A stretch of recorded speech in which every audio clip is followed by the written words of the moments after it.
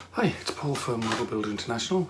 Don't forget to subscribe to the channel to get notified of all the future videos that come along, be they reviews, builds and the occasional giveaway. Today we're going to have a look through a book from Kagero.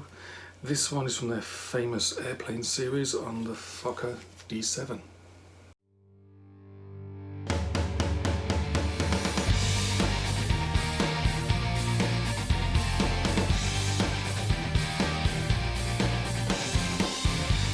The Fokker D7 was one of the First World War's best fighters. After the aircraft won the German fighter competition in January 1918, large construction contracts were awarded to Fokker, and its main competitor Albatros was required to manufacture D7s under license. The D7 rapidly became the premier fighter of the German Air Force, well liked by its pilots, much feared by its opponents. The D7's famous reputation was built during a remarkably short life from January to November 1918. The D7 was strong and very manoeuvrable, simple to fly for the novice aviator, and had excellent control characteristics at very low speeds. It could hang on its propeller and shoot upwards while other aircraft would stall and spin away.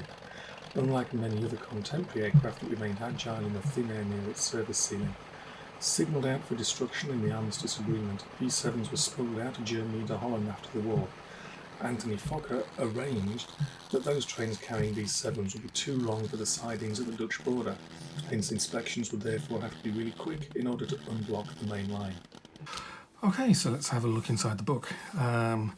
Famous Airplanes, issue 5009, which I think makes this the 9th book in this series. This one's on the Fokker D7 from the First World War, obviously the Kaiser's best fighter, pretty much everybody's best fighter actually. So let's have a look inside. So start off with, basically as it says here, there's 3 parts to the book.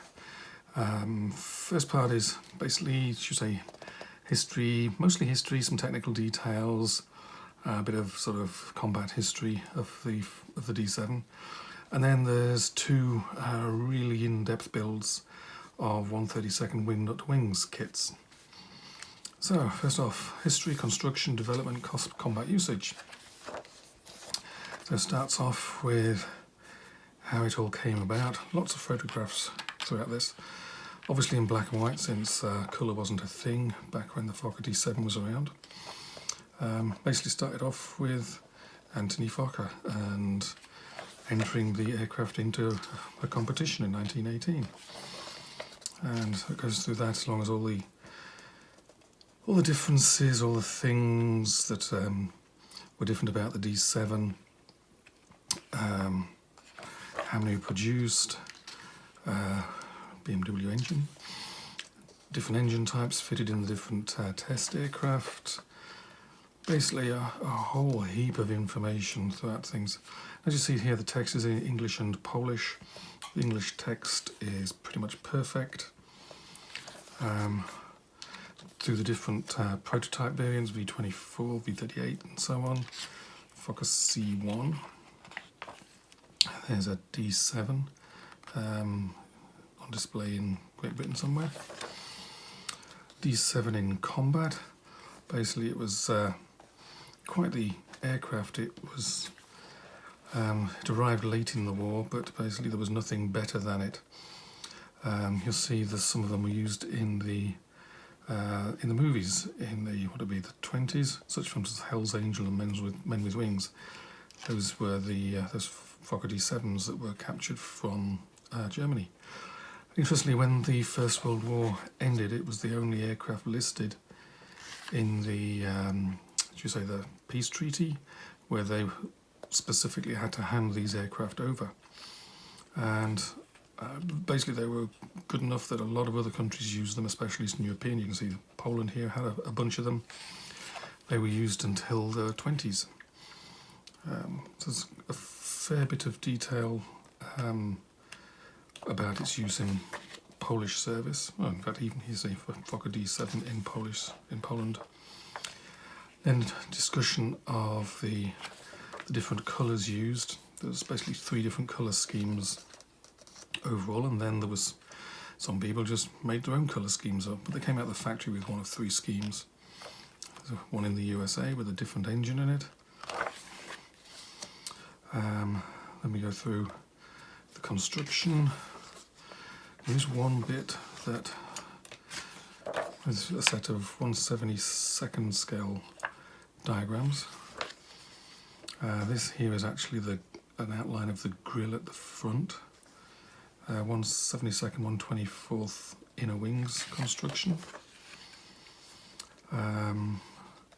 There was one part in here that I've lost it now, but I found it quite interesting at the time. It might be a bit later on actually.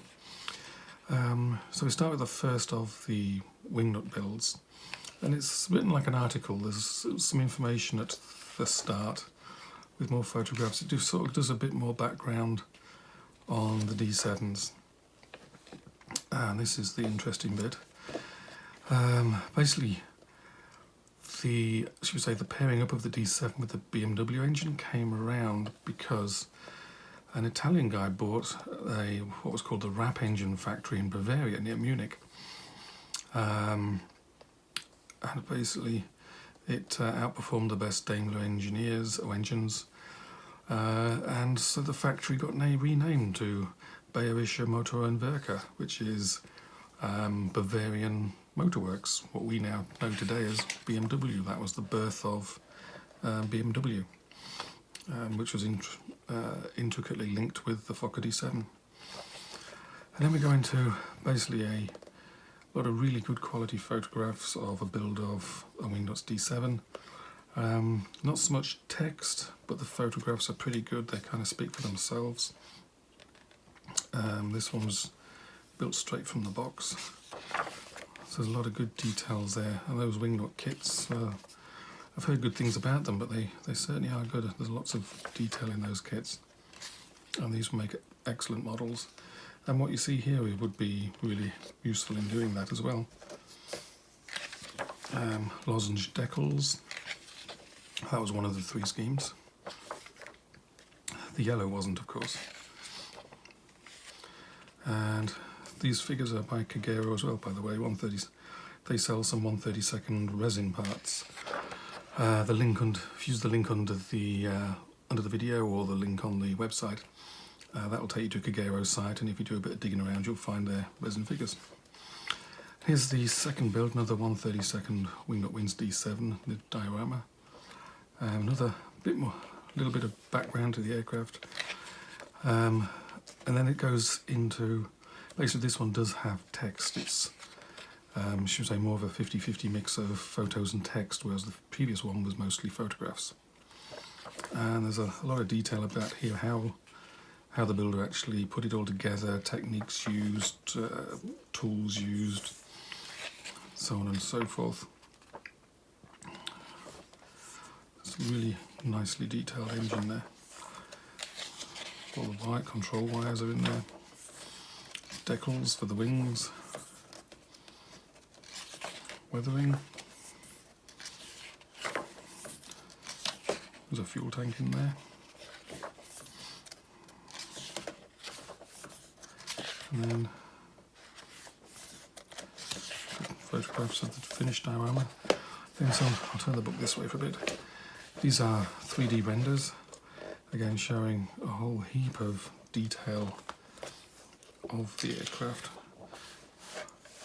You can see it was made of tubular construction, wooden wings, which came in handy because it was good at a time when carpenters were in short supply, and the aircraft, even though it was, he's definitely the best fighter that was produced in the war, it was actually a lot easier to make than the aircraft that came before it.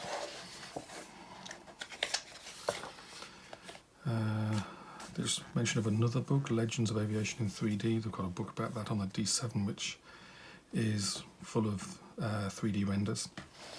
And then a photograph, image of a few aircraft there. And there we are at the end.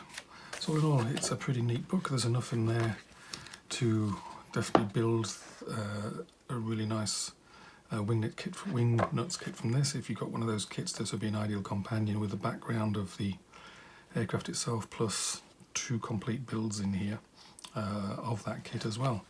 So all in all, a pretty neat kit of the Fokker DVII, which was a pretty exceptional aircraft at the time. So many thanks to Kagero for sending it along for us to have a look at.